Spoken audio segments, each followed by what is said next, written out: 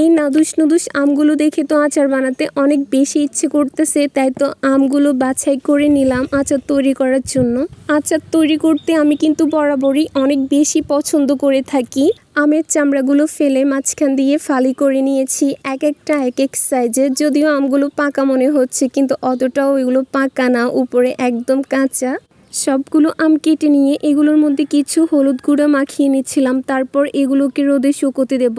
এই বছর আমাদের এদিকে গাছের মধ্যে তেমন কোনো আমই ধরে নাই, তো বাজার থেকে অনেকগুলো পাকা আম নিয়ে আসা হয়েছিল। আমাদের এখানে কয়েকটা কাঁচা আম পাইছি, তাই ভাবলাম যে এগুলো দিয়ে একটু আচার বানিয়ে নিতে পারি। ফেনীর মধ্যে আপনাদের কার কার এলাকায় আমের ফলন এবার কেমন হয়েছে সেটা অবশ্যই কমেন্ট করে জানাবেন। আমার তো মনে হচ্ছে আমাদের ফুলগাজীর মধ্যে বিভিন্ন গ্রামে বা বিভিন্ন এলাকায় আমের ফলন এবার একদমই ভালো হয়নি। আম এমন একটা জিনিস, এটা কিন্তু সবার প্রিয়, কাঁচা হোক বা পাকা, স্পেশালি ফলের মধ্যে এটা সবার সেরা।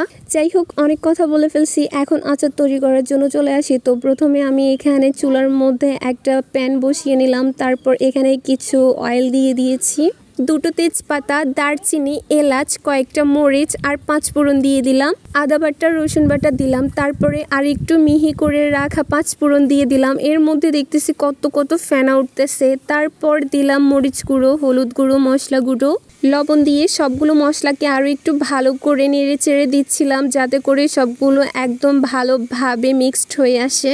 চুলার আঁচটা কমিয়ে তারপরে আমগুলো দিয়ে দিচ্ছিলাম। এই তো একটা দুটো করে আম দিচ্ছিলাম। ফোনটা হাতের মধ্যে থাকার কারণে ঠিকভাবে আমগুলো দিতে পারতেছিলাম না, কারণ আমি কি ভিডিওর মধ্যে ফোকাস করব নাকি আচারের দিকে ফোকাস করব এটাই বুঝতে পারতেছিলাম না। তার মধ্যে তেলে ছিটে এসে আমার হাতের মধ্যে পড়তেছিল, আমি তো একদম ভয় পেয়ে যাচ্ছি। আবার কোনো রকম ফোনটা ধরে আচারের দিকটা আবার ভিডিওর দিকটা দোনোটাই ম্যানেজ করতে হচ্ছিল। কিছুক্ষণ ধরে আমগুলো তেলের মধ্যে সিদ্ধ করে নিচ্ছিলাম। যখন এগুলো একটু নরম হয়ে আসছে তখন প্রয়োজন মতো চিনি অ্যাড করে নিচ্ছি। চিনিগুলো আমের সাথে ভালোভাবে নেড়ে চেড়ে দিয়ে মিক্সড করে নিচ্ছিলাম। তারপরে আবার মনে হচ্ছিল যে চিনির পরিমাণটা কিছুটা কম হয়েছে, দেন আরও কিছু চিনি দিয়ে দিলাম।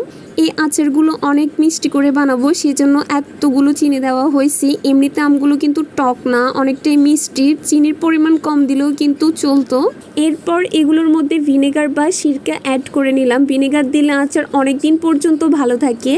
আবার একটা জিনিস খেয়াল করলাম, আচারের মধ্যে যখন চিনি দেওয়া হয় তখন চিনিগুলো কিছুটা শক্ত হয়ে থাকে, ভিনেগার দেওয়ার ফলে চিনিগুলো একদম গলে যায়। এই তো আচারগুলো আস্তে আস্তে হচ্ছিল, কিছুক্ষণের মধ্যে সম্পূর্ণ আচারটি তৈরি করা হয়ে গেছে। এগুলো কিন্তু রাতে তৈরি করছি। এরপরে যখন সকাল হয়েছে তখন এগুলোকে শুকাইতে দিছি। এই তো এখন এগুলো শুকাতে দিলাম রোদের মধ্যে। প্যানের মধ্যে যেভাবে বানাইছি ওইভাবে রেখে দিছিলাম। এরপর যখন শুকাইতে দিছি মনে হচ্ছিল এভাবে শুকালে হয়তো ঠিকভাবে শুকাবে না, তখন ভাবলাম যে একটা ডালার মধ্যে শুকাইতে দিতে পারি। এরপর আচারগুলোকে ডালার মধ্যে রেখে শুকোতে দিলাম। আজকের ব্লগটি কি দেখছেন, কেমন হয়েছে সেটা অবশ্যই জানাবেন। যারা আমার ব্লগ দেখেন তাদেরকে অসংখ্য ধন্যবাদ। ভালো লাগলে লাইক, কমেন্ট, শেয়ার করতে ভুলবেন না। Thanks for watching this video. Allah হাফেজ।